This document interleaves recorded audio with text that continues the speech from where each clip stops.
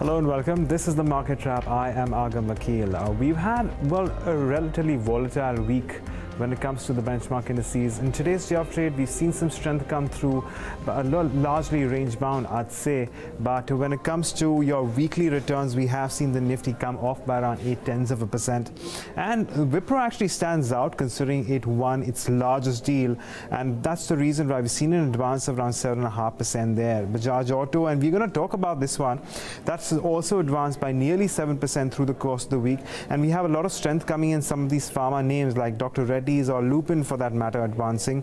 Reliance Industries, while it may have had an extremely volatile week, it still landed the week with gains of as much as 3%. On the losing end, Hindustan Unilever declining and also taking the FMCG index along with it downwards for the week. It's down 8.5%, but after Hindustan Unilever, all the other losers have lost less than 6% through the course of the week. Case in point, State Bank of India, Zee Entertainment, Yes Bank and ONGC. Let's talk about trade today, and when it comes to the broader market in the NSE 500, we have 3 gainers with 2 losers. Among gainers, Jindal Polyfilm stands out. Hathway Cables, Suven Life Sciences, Jubilant Life, as well as Praj Industries, all advancing by over 7% in today's day of trade. On the losing end, we have something like JBF Industries, Shrey, as well as Yes Bank, of course, Reliance Naval and Merck, among others, which have declined in trade today.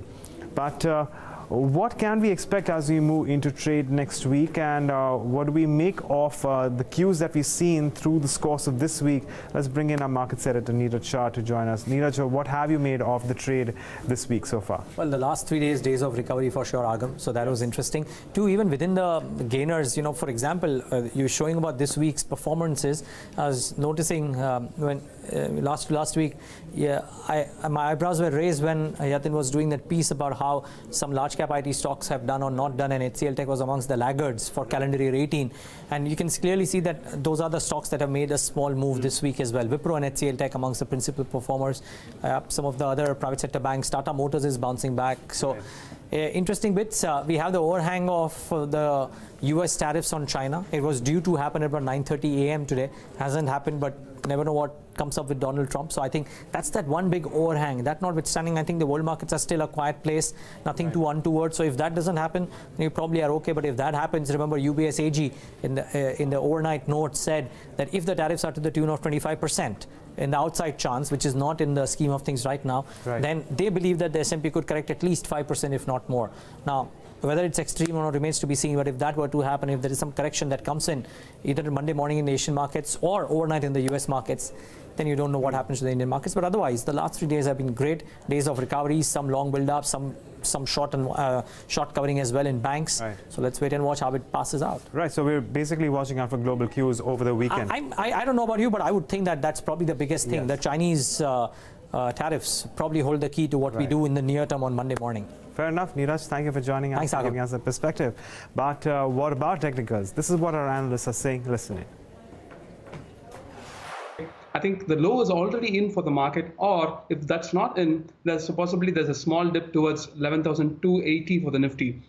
So in either case, the medium-term price objective remains 12,000 first, a small correction, and then 12,600 for the medium term. So it still remain bullish. Still upside targets needs to be worked for the Nifty before the market turns for the other side. It is trading in overbought territory, so that is definitely a sign of caution. But overall, if you look at it from a short-term perspective, the correction which was there, it took very good support around 11,400 odd levels, and from there it has bounced back. But what we see is that the gravity of the fall which is there clearly reflects that now we will witness choppy trading sessions on the index.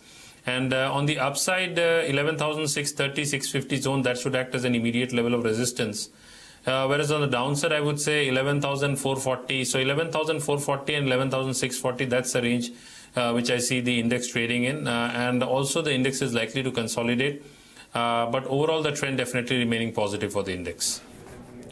Right, let's talk about stocks then. And the first one is on the losing end of things. We have Sun Pharma, which began the day of trade with a substantial weakness. It did recover, but it still ended with losses. We have Yatin Mota joining us to give us an update with the same. Yatin, what's happening with Sun Pharma? So, you know, there was a halal reinspection which happened at the fag end of August, and we had the US FDA which has issued 6 observations for the halal unit post the inspection which happened recently.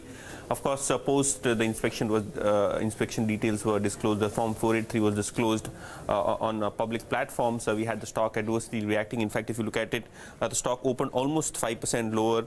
Of course, managed to recover throughout the day, ended very close to the day's high. Of course, this was after the company gave a statement that the US FDA had conducted a pre-approval inspection. So probably this was a product inspection which happened from August 27 to August 31st, and the agency issued a Form 483 with 6 observation. Of course, the company said that they will be submitting the response to the US FDA within 15 business days, probably post which we can get more clarity.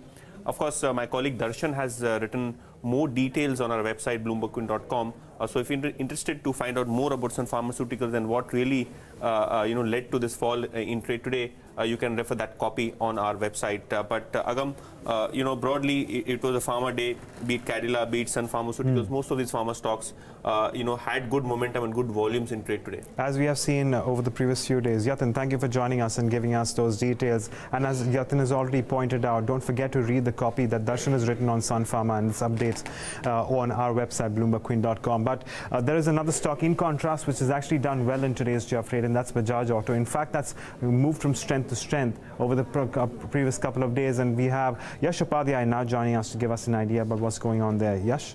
Right, Agam. So it was a strong day for Bajaj Auto and for autos in general. So it closed the day with gains of almost 5% or so, and this is after the company announced that it is planning to expand its three-wheeler and quadricycle production capacity to as much as 1 million units for the year. And this comes on the back of the announcement by the Transport Minister Nitin Gadkari yesterday at the CM event, where he has said that the government will will do away with the permit regime for the auto rickshaws segment, and that is a big positive because Bajaj Auto has the largest market share there, almost 86% of the three-wheeler market share in the country.